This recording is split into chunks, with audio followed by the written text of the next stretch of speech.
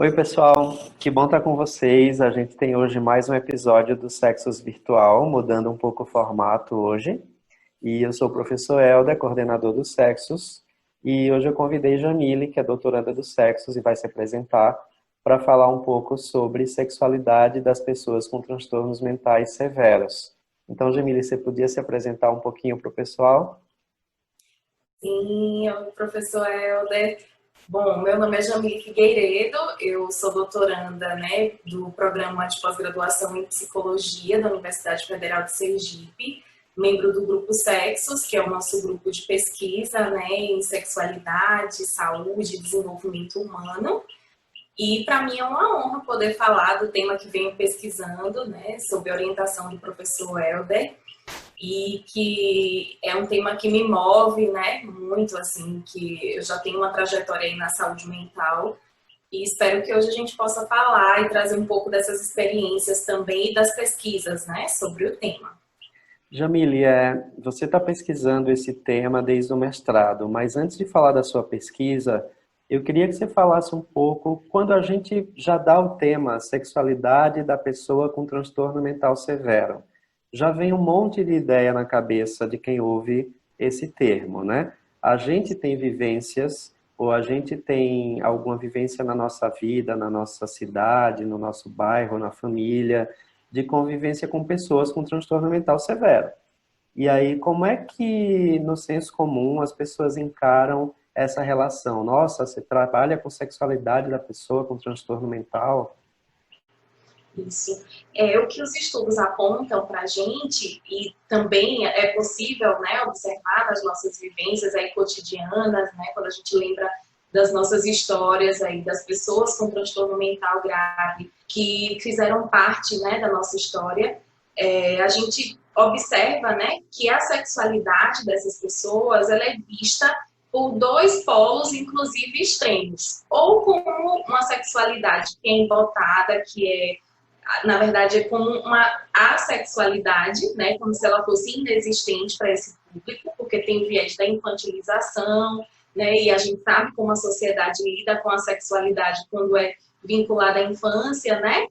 E o quanto a sociedade só enxerga a sexualidade como sexo, como sinônimo de sexo, enfim. Então, para essa população, qualquer expressão da sexualidade, muitas vezes ela é negada, ela é negligenciada por essa crença, né, de que são assexuais, ou o outro extremo é que essa sexualidade, contraditoriamente, é muito aflorada. Então, existe um medo aí, né, muito grande, existem muitas crenças nesse sentido, de que as pessoas que têm transtornos mentais graves, elas são perigosas, a sexualidade delas é algo impulsivo, difícil de controlar, algo animalesco, né? Muito fruto também dessa história que a gente teve aí de tantos anos do modelo manicomial, né? Que trouxe esse estigma para essa população. Então, isso influencia também na forma como a sexualidade é vista, né? Para esse Então, você público. está dizendo que, em geral, a gente tem dois estereótipos que estão em polos opostos e que funcionam no senso comum para pensar a sexualidade dessas pessoas, né? Exatamente. E aí É, eles são muito perigosos, né? então, eles Porque, são estereótipos, então eles não refletem necessariamente o que é realmente a vivência dessas pessoas. E aí, exatamente. enquanto estereótipos, como é que você avalia e estudou que esses estereótipos podem influenciar na vivência da sexualidade dessas pessoas, né? Quer dizer, o que é que acontece quando eu encaro alguém com transtorno mental severo como alguém assexuado, ou como eu encaro alguém com transtorno como alguém perigoso sexualmente, né? Porque a gente também tem esse estereótipo de que vai atacar alguém, que a sexualidade está à flor da pele.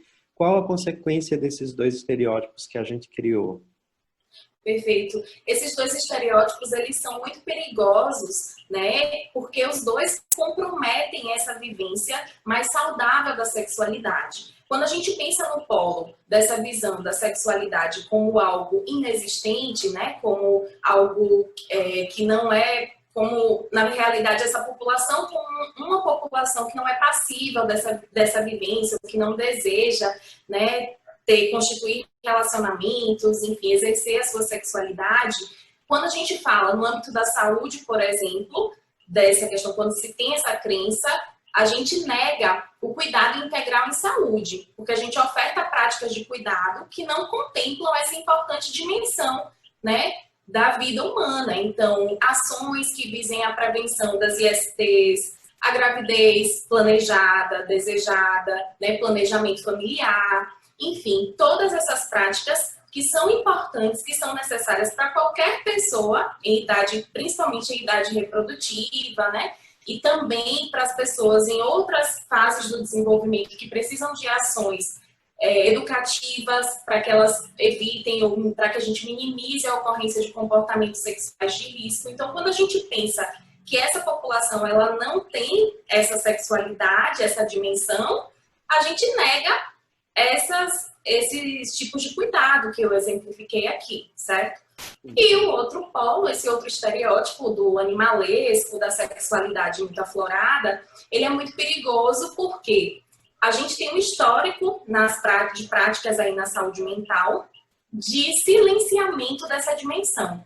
Então, se por um lado se pensa que essa população não tem essa dimensão, né, sexual, não vivencia, e a gente nega essas práticas de cuidado, por outro lado, quando a gente pensa que tem, acha que é algo demais, que é algo patológico, que essa sexualidade, o fato dela ser tão aflorada, impulsiva, exagerada, né, significa que é algo que está fora do que seriam os padrões de normalidade. E aí, quando a gente pensa nisso, e associado a alguém que já tem ali um transtorno grave, né, e persistente, isso faz com que esse desejo sexual, essas manifestações da sexualidade sejam vistos como algo patológico também, como resultado desses transtornos. Então, a gente tem aí um histórico de negação dessa sexualidade a partir de práticas de dominação mesmo, como, por exemplo, o uso de psicofármacos que visem a diminuição desse desejo sexual. A gente sabe que nessa população é frequente esse desejo, nem que seja um desejo da família, muitas vezes, por não saber como lidar com essas manifestações do desejo sexual. Jamile, na sua fala aí, você está falando sobre práticas que a gente pode considerar como práticas que também são formas de violência contra essas pessoas, né?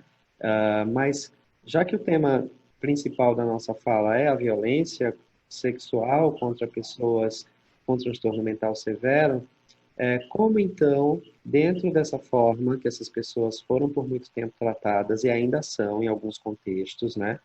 Como essas violências podem acontecer de fato? Né? A gente pode imaginar que tanto na infantilização e na recusa e na não visibilidade da sexualidade a violência pode acontecer, como na outra forma, no outro extremo, né? Mas me dê exemplos de como essas violências podem acontecer. Que tipos de violências a gente está falando? Exatamente.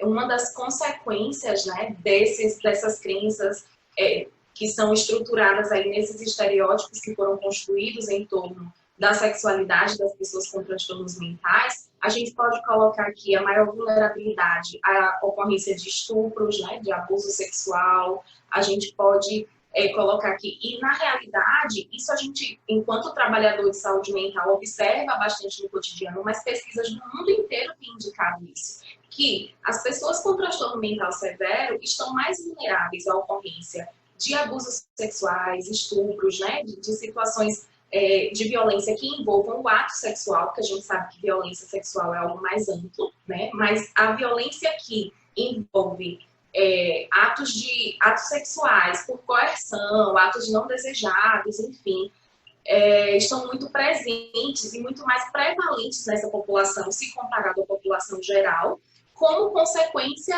da falta do acesso a ações de educação em saúde mesmo. Então, é uma população que pode, devido à sua condição, inclusive, de saúde mental, perder um pouco da noção do julgamento social, então, de onde pode, onde está correndo esse risco, onde é que pode se masturbar, onde é que pode se mostrar, ou mesmo sem se mostrar, quando a comunidade ali, as pessoas que conhecem ou que identificam que é alguém que tem um transtorno grave, tendem a pensar que é uma pessoa que não vai efetivar denúncias, que não vai ser... que as pessoas não vão acreditar se ela relatar para alguém, inclusive, porque fica naquela noção da generalização do transtorno, achando que tudo que a pessoa fala é delírio, não é real, né? Então, geralmente são pessoas que não são muito levadas, o discurso dessas pessoas não são muito levados em consideração no cotidiano. Ouvidos, né? Exatamente, né? Então, isso tudo coloca essas pessoas nessa situação maior de vulnerabilidade, É, tá? e a gente também pode pensar que essas pessoas, elas podem ser vítimas fáceis, digamos assim, de uma tentativa de inversão da situação de violência, onde, ao invés de entender o papel dela como vítima, se coloca ela como o abusador. Porque um dos estereótipos que você relatou aqui, né, da sexualidade animalesca, da falta de limites e falta de controles, pode ser um argumento utilizado que, dentro de uma situação de violência sexual, um argumento utilizado contra a pessoa que, na verdade, foi vítima, e ela ser acusada de ter sido a causadora daquela situação, né? Exatamente. E quando a gente fala, se a gente fizer um retrato do perfil, né, dessa população acometida por transtornos mentais severos, a gente tem aqui no país o retrato de uma população com uma realidade socioeconômica menos privilegiada, né, em sua maioria, e aí já expõe uma série de estressores e de condições que são ali prejudiciais à saúde de modo geral, ao acesso a um cuidado, porque isso também impacta, né? A pessoa pode, inclusive, em decorrência dos próprios transtornos, se não for cuidado adequadamente, também manifestar alterações da libido, né? Então, assim, existem condições também de saúde que expõem aquele indivíduo e existem as questões sociais que influenciam, né, nessa maior vulnerabilidade, porque o fato da pessoa, em alguns momentos de crise, como é chamado, né, no dia a dia, em alguns casos que ela possa estar realmente, né, com um desejo sexual aumentado, enfim, em alguma situação, não poderia ser justificativa ou motivo para existir a figura de um abusador, né? Mas existe, e existe esse movimento aí que você falou mesmo, né? De ainda estar passível, assim, de ser culpabilizado por esse processo. E ainda falando do retrato dessa população, a gente tem aí registros nas pesquisas de que muitos têm o transtorno mental grave associado em decorrência do uso de álcool e outras drogas ou associado ao uso de álcool e outras drogas, o que também constitui um comportamento sexual de risco, o uso de álcool ou de outras drogas, né, durante as relações sexuais, antes das relações sexuais, ou com parceiro usuário, né, de álcool e outras drogas, enfim. E aí, muitas vezes, nos serviços, a gente observa o sexo sendo uma moeda de troca. Muitas vezes são pessoas que não têm autonomia, não dispõem da própria renda para se manter, ou a pessoa que detém, né, esse controle, essa tutela, muitas vezes não dá essas condições para que a pessoa possa ter a sua própria dignidade mesmo, né, exercer a sua cidadania, ter o seu próprio dinheiro, enfim. E muitas vezes em CAPs mesmo, a gente observa usuários nesse movimento, né, de usar o sexo para conseguir determinada coisa, às vezes coisas simples do dia a dia, cigarro, enfim. Enquanto trabalhadora de CAPs, eu já observei coisas nesse O sentido. que, infelizmente, não é uma situação exclusiva da pessoa com transtorno mental.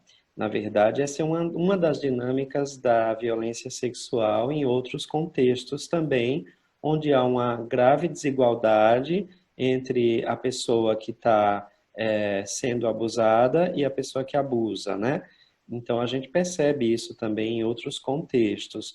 No caso que você está falando da pessoa com transtorno mental, há um agravante. A gente tem que pensar também numa condição especial que essa pessoa está vivenciando, como você disse, seja por algumas características específicas do transtorno que ela vivencia, ou seja numa fase, ou em algum momento da vivência do transtorno, ou por efeitos da medicação. Então, tem uma série de outras variáveis no caso dessa pessoa que a gente deve considerar para que a gente entenda que ela pode estar mais vulnerável por conta dessa situação específica que ela vivencia, né? Jamile, você falou em Exatamente. dados de pesquisa, você fez uma revisão, obviamente, para começar a trabalhar esse assunto, né? Esse é um Isso. tema bastante discutido fora do Brasil. O que é que se destaca nos estudos internacionais? A gente tem dados epidemiológicos, a gente tem dados de associação, de se pensar quais são as variáveis associadas a essa questão. E aqui no Brasil, como é que está a pesquisa nessa área? Então, eu fiz a revisão de literatura, né, e foi base para outras pesquisas, outros estudos que eu desenvolvi no mestrado sobre a temática, e boa parte da produção que foi encontrada realmente foi de fora, né? Então, a gente tem ali produções no Reino Unido, na Austrália, que é um país que, pelo que eu observei a partir das minhas leituras, né, pelo que eu tenho observado, que tem um modelo de atenção psicossocial mais próximo do que a gente tem aqui no Brasil e que já tem ali autores, né, pesquisando sobre essa temática da sexualidade dessa população. Estudos aqui no Brasil também foram encontrados. Jamile, já que você está falando de estudos, eu queria que você falasse um pouquinho do seu estudo, do mestrado, que já está concluído, né? Agora do doutorado fica para outro episódio. Mas fale um pouco como é que foi o seu mestrado, já que você estudou essa área. Qual foi o objetivo? O que é que você encontrou? Perfeito.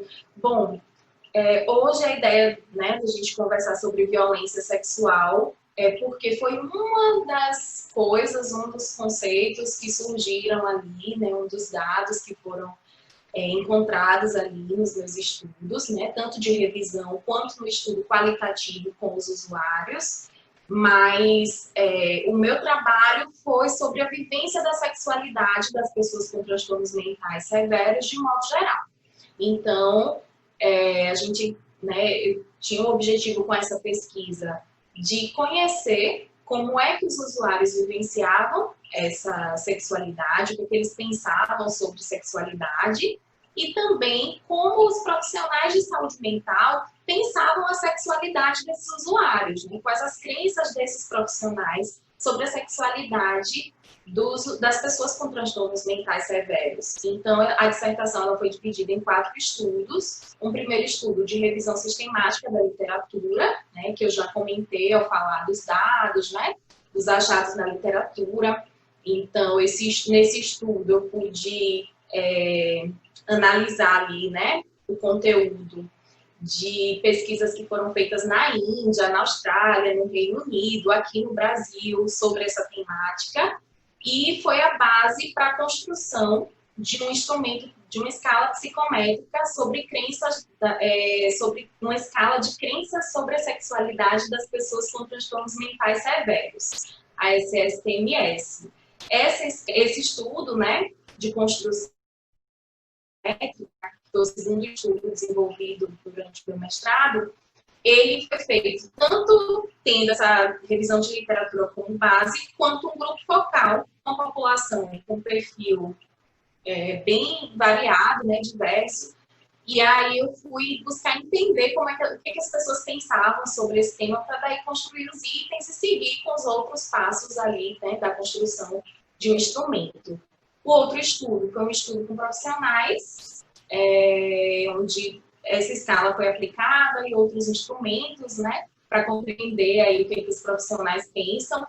E foi interessante perceber que profissionais que estão atuando há muito mais tempo na saúde mental, eles tinham crenças mais negativas sobre a sexualidade das pessoas com transtornos, talvez crenças que se aproximem mais desses estereótipos que a gente falou aqui no início, né? E aí a gente, pensando na perspectiva psicométrica, não é um juízo de valor, a gente precisa ter parâmetros, né, para o que seriam crenças mais positivas e crenças mais negativas. Então, essas crenças que se aproximavam mais desses estereótipos, dessa visão estereotipada, né, da sexualidade. Enfim, então a gente percebeu que profissionais que possivelmente vivenciaram aquele modelo hospitalocêntrico lá atrás, que tinham contato com os usuários, que recebiam tratamentos desumanos, viviam. A gente está vivendo um momento de pandemia, né, de isolamento social, e tem muita gente sofrendo nesse processo devido ao distanciamento social. Agora imagine, e aí está experimentando, né, um momento muito mais privilegiado do que pessoas que viveram nos hospitais psiquiátricos experimentaram, né, um confinamento eterno, repletos de maus tratos, distanciamento da família, distanciamento da sua própria identidade, né? Então, não se escolhia roupa, nem sempre tinha roupa, nem sempre tinha comida, enfim. E óbvio que sendo tratado desse jeito, manifestariam, né? Teriam respostas comportamentais compatíveis com o modo como vinham sendo tratados. Então, possivelmente mais agitados, violentos, enfim.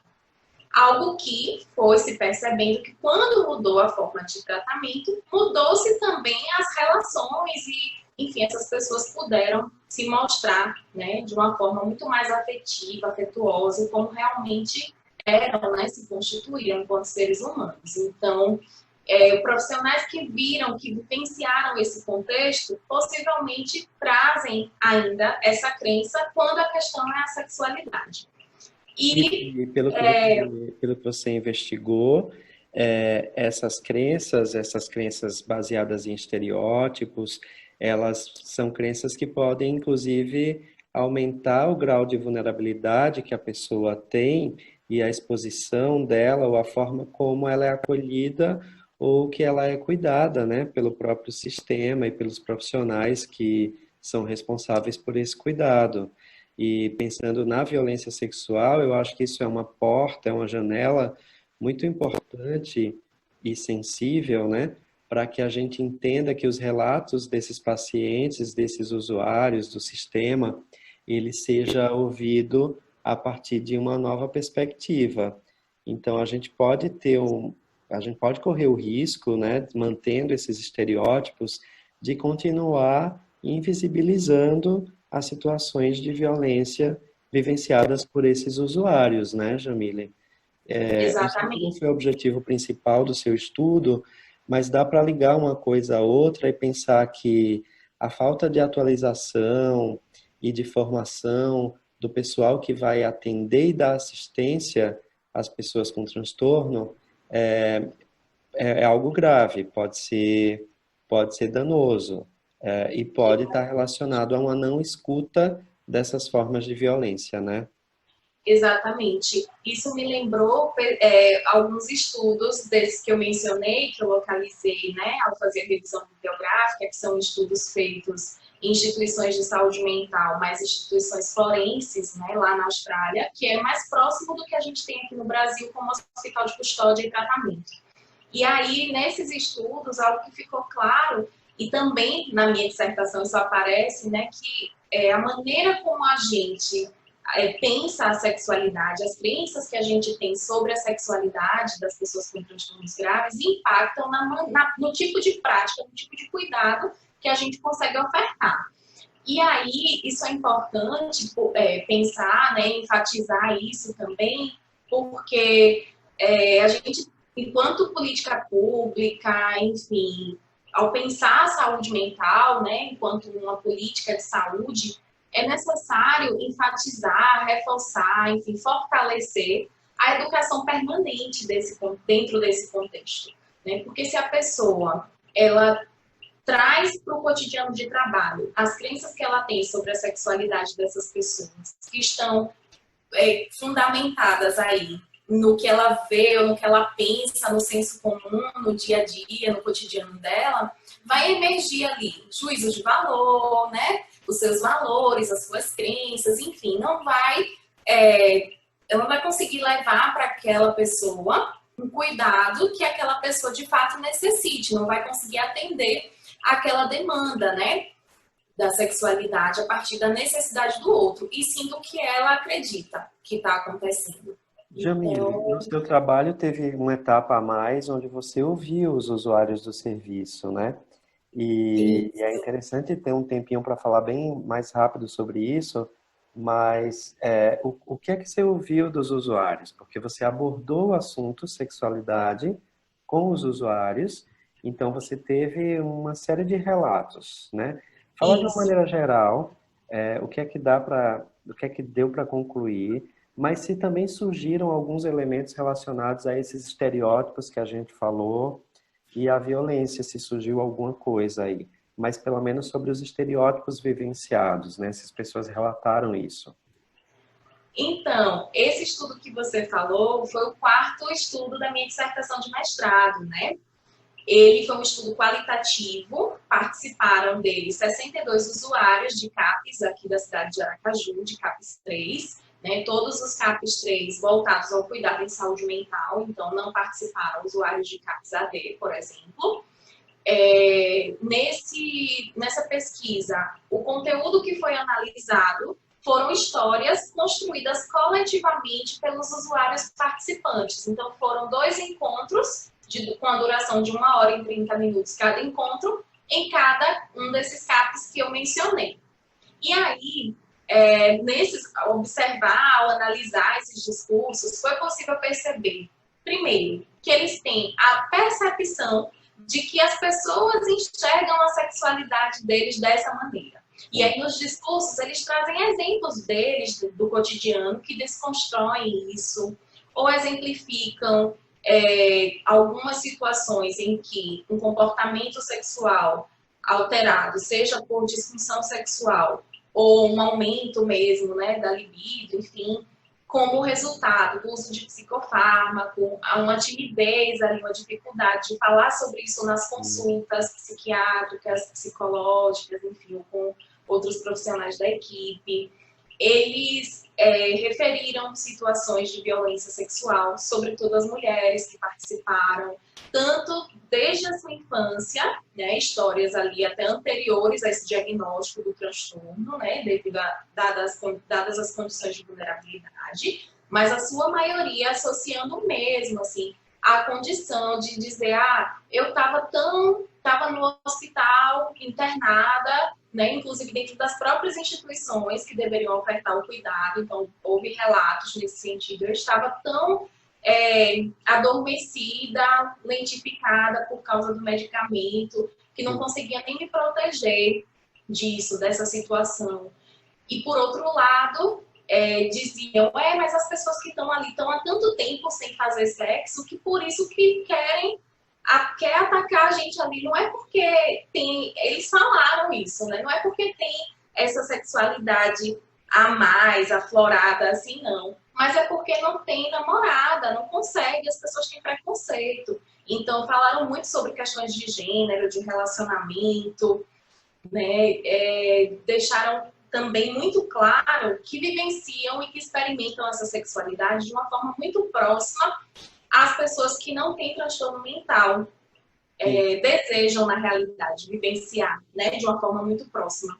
Mas o grande empecilho para essa vivência é o preconceito, é o estigma em torno do adoecimento mental, que faz com que, muitas vezes, as pessoas não queiram constituir um relacionamento com a pessoa que tem um transtorno grave e as relações ficam realmente ali pautadas no sexo. Mas, Inclusive, isso é uma das, eu acho que é uma das variáveis importantes para tentar entender por que é que essa população é tão vitimizada no caso da violência sexual, né?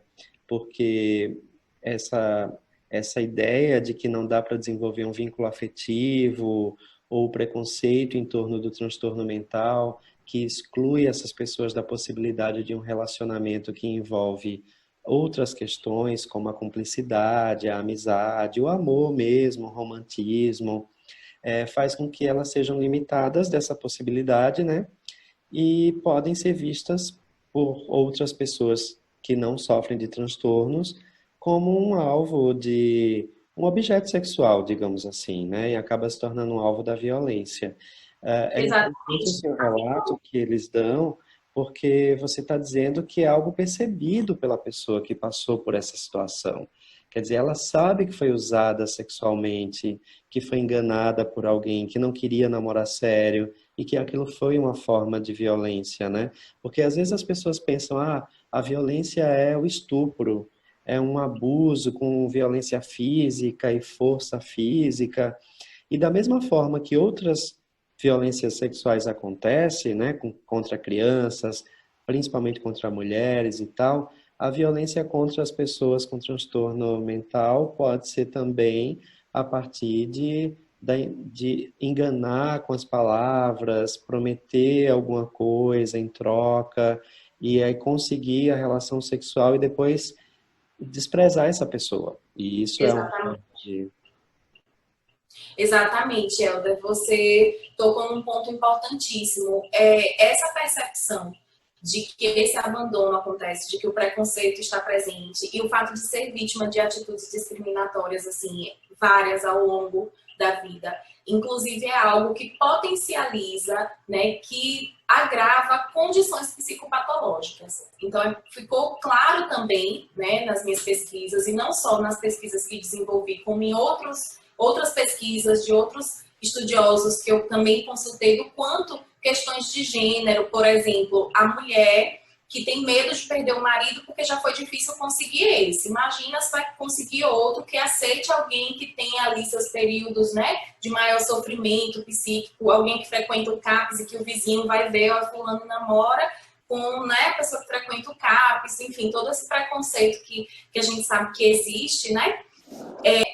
Ficou claro que muitas mulheres têm medo de perder, né, esse companheiro quando consegue, e aí usa o sexo também como uma forma de... Usa o sexo não, acaba assim, achando que praticar o sexo com seu parceiro, e aí configura um estupro dentro da relação, porque a violência não está só fora do relacionamento, ela pode acontecer em qualquer contexto, ou independente da relação que a pessoa tenha, né, com a figura ali do abusador, enfim. E aí, muitas vezes, nessa população, pelo menos nesse estudo, em alguns outros que eu li, está muito claro essa crença de que a mulher tem que atender aos desejos do marido, né? Eles falaram, e nisso a mulher sofre estupros ali, né, dentro do seu relacionamento. Falaram também bastante da questão da orientação sexual, do quanto isso é afetado muito mais pela condição, pelo histórico de violência, né, pelo menos nessa amostra, né, dessa pesquisa minha, eles trouxeram isso, que em alguns momentos se sentiram confusos em relação à orientação sexual, não pelo transtorno mental, como a gente pode ver até em alguns manuais diagnósticos, né, que alguns transtornos podem trazer aí como consequência essa confusão, digamos assim, em relação à orientação sexual ou a possibilidade da pessoa fazer algumas experimentações com pessoas do mesmo sexo, enfim, como algo mais, traz a orientação como algo mais fluido, né? E nessa amostra, isso foi dito, né, essa fluidez na orientação sexual, não como consequência do transtorno, mas sim como uma forma de experimentar outros tipos de relação diferentes das formas que já tinham sofrido violência, por exemplo, em relacionamentos heterossexuais, em que já tinham sido vítimas de violência e por isso experimentaram o relacionamento, a relação com alguém do mesmo sexo. Sim. Foi um dado também bem interessante. Jamile, a gente falando sobre essas questões, eu acho que até profissionais da área, mas que ainda não tem tanto contato, fica pensando em como lidar com essas situações, né? Porque são situações reais. Os familiares perguntam, mas é fácil falar aí, mas como é que eu vou lidar com isso dentro de casa? Com um parente que se masturba de uma forma não pública, digamos assim, ou de alguém que fez sexo com o vizinho e o vizinho diz uma coisa e ela diz outra. Como é que os parentes podem lidar com isso, mas de uma forma mais ampla? Até os profissionais mesmo, né? Que tipo de intervenção pode ser feita? Como pensar a sexualidade? Como pensar de uma forma que não agrida essas pessoas, né, que deem a possibilidade de vivência, mas que tem algum limite, como tem na nossa também, de todo mundo tem, limite no sentido de formas de vivenciar, né, limite no sentido ruim da palavra. essa pergunta sua, ela me conecta muito com minha história de prática na saúde mental. Eu tive uma, e aí me permita mencionar uma psicóloga que foi uma grande professora para mim nesse aspecto. Foi a psicóloga Simone Barbosa, que enquanto eu fui residente da rede de saúde pública aqui de Aracaju, que eu fiz residência em saúde coletiva, e um dos campos em que eu atuei foi na rede de saúde mental e dentro das residências terapêuticas aqui de Aracaju. Então, eu estou falando de moradores das residências que são egressos de hospitais psiquiátricos, né? A grande maioria com um histórico de muitos anos, né? De ter sido abandonado mesmo pela família, enfim. E essas pessoas, elas tiveram suas condições, seus transtornos cronificados, né? Então, muitos desaprenderam a falar, a comer, usando talher. Então, foi tudo na residência. As equipes que foram trabalhando lá, que trabalham até hoje, foram ensinando. Eles foram reaprendendo muitas coisas para poder conviver mesmo em sociedade, enfim. E um dos principais ensinamentos, a partir do afeto, porque as relações são afetuosas entre equipe, entre cuidadores, e isso era o que possibilitava. Então, acho que a principal coisa que a gente precisa exercitar e desenvolver na gente enquanto facilitadores desse processo, enquanto trabalhadores da saúde mental, enquanto familiar de alguém com transtorno grave, é enxergar aquela pessoa como um ser humano de direitos, um ser que tem o direito de vivenciar a sexualidade. Ah, tá, mas essa pessoa é muito comprometida, ela não vai conseguir um parceiro, uma parceira sexual, e é uma pessoa que, por conta disso, vive se masturbando, como, né, já aconteceu situações, né, em serviço de saúde mental, de ver isso. E aí eu lembrei de Simone porque ela foi a primeira profissional que eu vi com o maior cuidado do mundo ensinar para uma pessoa com esse nível de comprometimento que eu falei, a noção de privacidade, né? Teve uma residência terapêutica que estava localizada em frente a uma escola e esse morador da residência ficava querendo se masturbar na área que para ele era confortável, para ele era privativo, porque ele estava na casa dele, né? Mas a casa tinha grades abertas, era em frente a uma escola.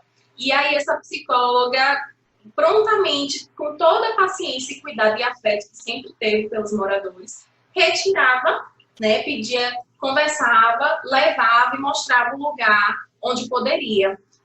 Isso é muito diferente de você proibir.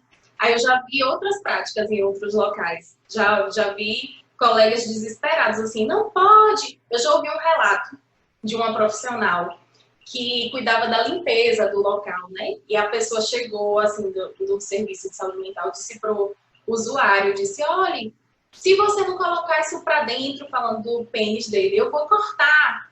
Isso poderia ter desencadeado uma crise naquele usuário. Claro. Né? Porque ele poderia levar para o concreto. O exemplo que você deu, né, de ensinar uma nova habilidade, eu acho que é interessante para a gente pensar que muito desses comportamentos, eles não são simplesmente uma consequência do transtorno em si. Ele pode ser também uma falta de uma habilidade que nunca foi aprendida na vida, justamente por ter tido uma vida inteira onde a sexualidade não estava na pauta. Então, isso não foi ensinado, isso não foi exercitado, não foi pensado em modelos e em situações que fizeram com que a pessoa pudesse desempenhar essa faceta da vida, né? Então, existem algumas questões relacionadas ao transtorno, a gente não pode negar, como você revisou, existem possíveis efeitos de medicações, existem possíveis efeitos de fases do transtorno em si, mas nem tudo é explicado pelo transtorno, e muito, na verdade, podem ser habilidades da vida, que essas pessoas foram privadas durante muito tempo, né? Exatamente. A gente precisa pensar que a sexualidade, ela não é um botão que vai ser desligado da pessoa, tá?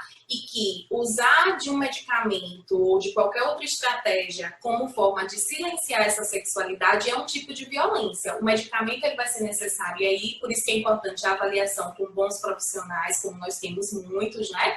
Na nossa rede, por exemplo, para que considerem essa dimensão da sexualidade, inclusive na adaptação aí dos psicofármacos, porque alguns usuários não referem, não falam sobre isso nas consultas e deixam de tomar o medicamento corretamente, e o motivo é ejaculação retardada, que causa muito mal-estar, estresse, enfim. Eles, inclusive no meu estudo qualitativo, eles me referiram vários exemplos sobre isso, né? Mencionaram alguns exemplos.